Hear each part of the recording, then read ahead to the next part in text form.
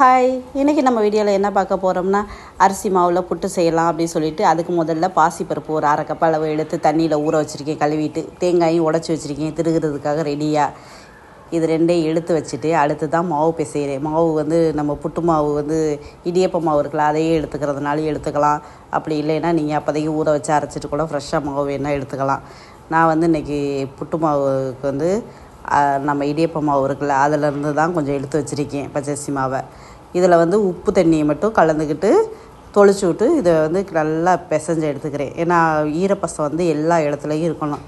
இதில் ரொம்ப கட்டியாக இல்லாத அளவுக்கு நைஸாக, முடிஞ்ச வரைக்கும் நைஸாக இது பண்ணிட்டா போதும். ரொம்ப நைஸாலாம் வராது. நம்ம நைஸாக வேணும்னா சல்லடை போட்டு சளிச்சுக்கணும், கட்டி இல்லாமல். அதுக்கப்புறம் லாஸ்ட்டாக இது பண்ணிவிட்டு இப்போ முதல்ல ஈரப்பதம் இருக்கிற மாதிரி நல்லா தண்ணியை தொளித்து இப்படி ஒன்றும் கட்டி இல்லாத அளவுக்கு பிசைஞ்சு எடுத்தாச்சு. இந்த பக்கம் ஊற வச்சுருக்க பாசிப்பருப்பை அப்படியே இந்த கிண்ணத்தில் எடுத்து போட்டுடலாம். இதுலேயே நம்ம இட்லி தட்டில் வைக்கிறதுனா அதை முதல்ல வச்சிடணும். ஊற வச்சுருக்க பாசிப்பருப்பு இருக்குல்ல, அதை முதல்ல எடுத்து வச்சுட்டு அது மேலே கொஞ்சமாக மாவு போட்டுக்கலாம். அதுக்கப்புறம் நம்ம தேங்காய் பூ இதிலையே போடுறதுனா போட்டுக்கலாம். நான் தேங்காய் பூ தனியாக தான் அது ஒன்று சேர்ப்பேன் எப்போவுமே.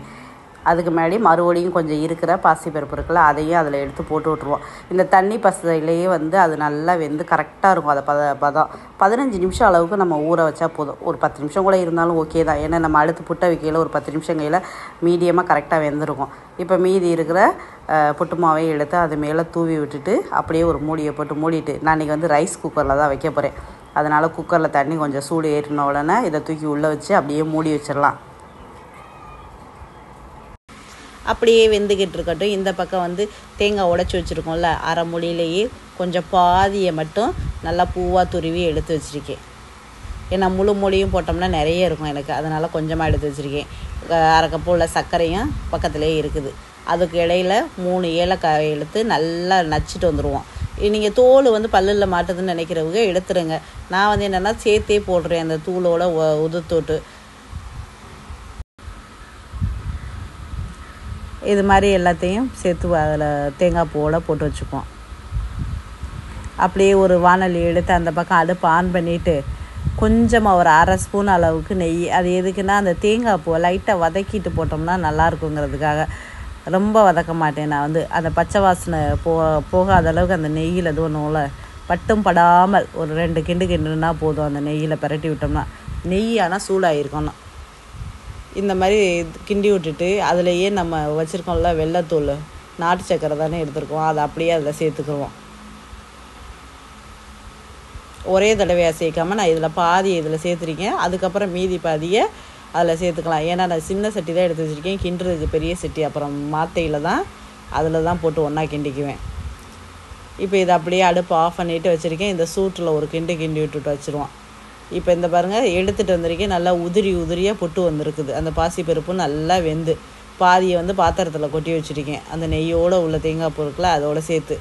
இப்போ மீதியில் அந்த இருக்கிற சர்க்கரையும் சேர்த்து ஒரு கிண்டிட்டு இந்த பாத்திரத்துலேயே அப்படியே மாற்றி எல்லாத்தையும் நல்லா மிக்ஸ் பண்ணி எடுத்துருவோம். சூப்பரான அரிசி புட்டு ரெடி ஆயிடுச்சு பாருங்கள்.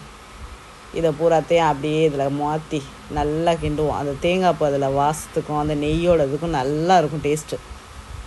இதெல்லாம் ஈவினிங்கில் மழை நேரத்துலலாம் செஞ்சு கொடுத்தா அப்படி சாப்பிடலாம். எனக்கு இது எப்போவுமே ரொம்ப பிடிக்கும். கேப்ப மாவுலையும் செஞ்சோம்னா இன்னும் டேஸ்ட்டாக இருக்கும்.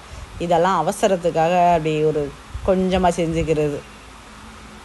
இது மாதிரி சேரையில் நல்லா அந்த தேங்காய் பூவை மட்டும் நல்லா மிக்ஸ் பண்ணி விட்டுருங்க எல்லா இடத்துலையும். அந்த நெய் பசையும் அதில் சேர்ந்தோன்னே இன்னும் சூப்பராக வந்துடும். நெய் ரொம்ப போட்டுட்டிங்கன்னா உருட்டிக்கிட்டு ரொம்ப வந்துடும். அதனால தான் நெய் கொஞ்சம் அளவுக்கு தகுந்த மாதிரி ஒரு 1/4 ஸ்பூனோ ஒரு அரை ஸ்பூனோ, அதை நம்ம எவ்வளோ மாவு எடுத்துருக்கோமோ புட்டு மாவு அதுக்கு தகுந்த மாதிரி எடுத்துக்கணும்.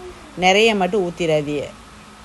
இந்த மாதிரி நல்லா கிண்டிட்டு ஒரு கிண்ணத்தில் போட்டு சாப்பிடணும். ஆனால் புட்டு சாப்பிடையில் முக்கியமாக ஞாபகம் வச்சுக்கோங்க, பக்கத்தில் ஒரு டம்ளரில் தண்ணி வச்சுக்கோங்க முக்கியமாக.